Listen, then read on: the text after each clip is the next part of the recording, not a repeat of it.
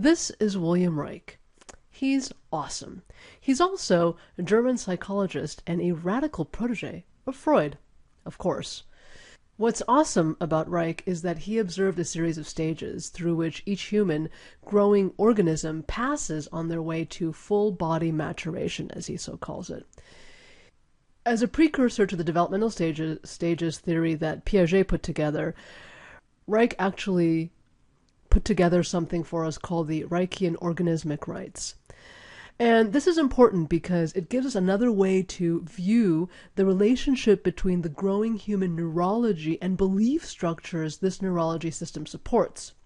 So what Reich ended up doing was identifying basic patterns of tension and developmental immaturity that spoke directly to how it may manifest in the body. And it's expressed as unconscious structures of hope and contracts of love, fear, and belonging.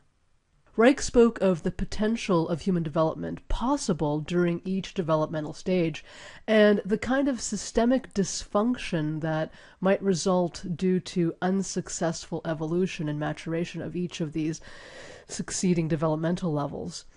The tension of unpotentiated potential, I love that, in each stage can result in body armoring, right? So the process of freezing, the process of being traumatized, and this creates sort of a muscular tension signature which is unique to each person. As a side note, I wanted to just also say that Aristotle described the moment before potential was released as entelechy. So we'll actually talk about potentiality in the coming weeks.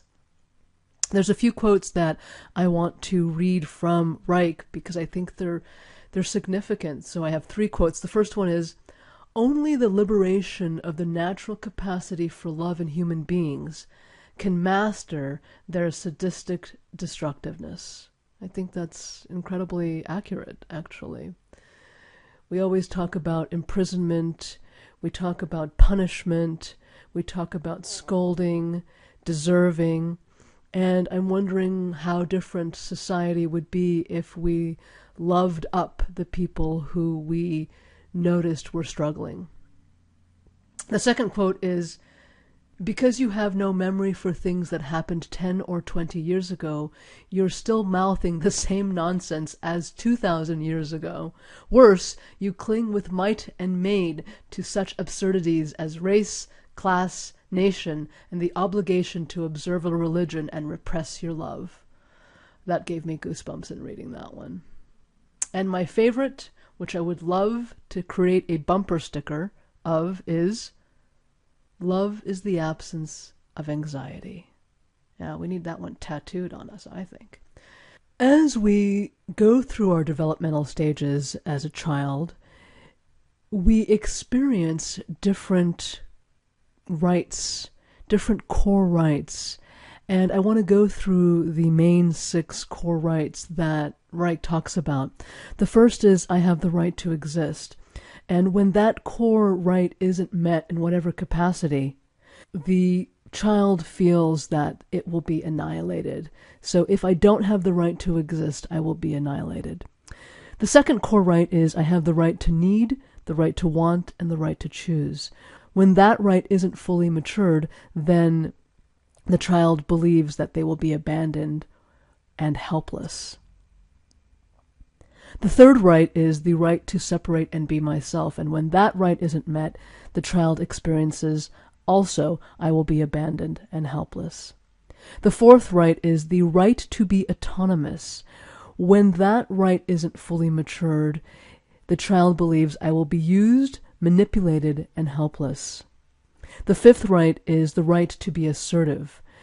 And when that isn't matured fully, the belief is, I will be crushed and humiliated.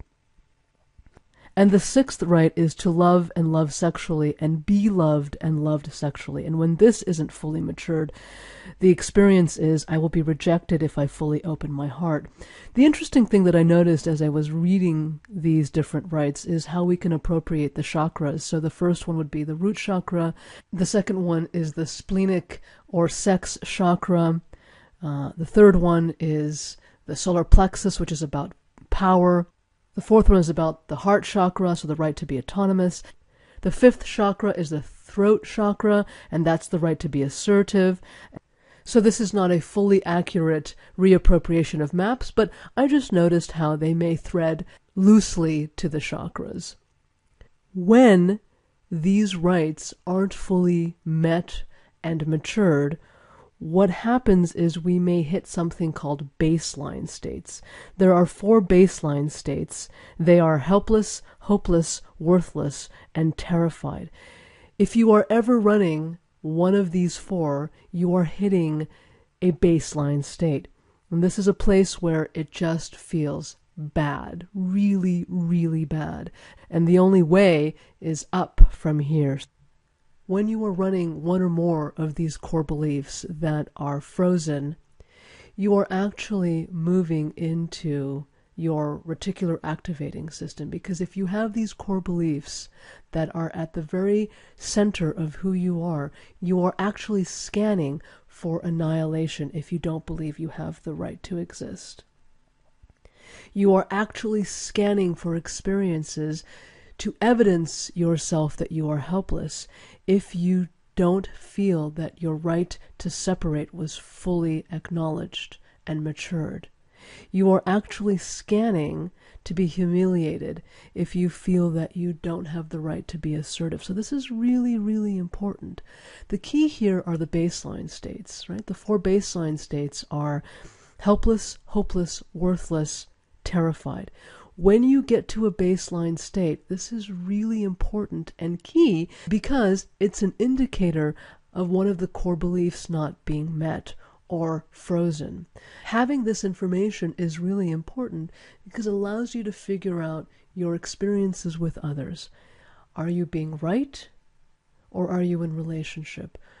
When you are scanning for annihilation, when you are scanning for helplessness, when you are scanning for worthlessness, how is this showing up in your engagement with others? Look for these experiences. Look to illuminate how it is that you are being either right or in relationship. And how are you engaging with the world around you, with your environment, with your home, with your work? Look at all of the levels in which your baseline states, when you hit them, is causing you to be in a place of right rather than in relationship. And of course, how are you engaging with yourself? This is always key. This step is essential to becoming the masterful self-regulator that you are currently on the path toward. Knowing who you are and knowing the different parts of you and how they show up in your life is key. Different parts of you may have different baseline states and may have different levels of maturation in these Reichian organismic rights. So pay attention. Understand the younger versions of you that are still needing integration and what their belief structures are so that you can heal them.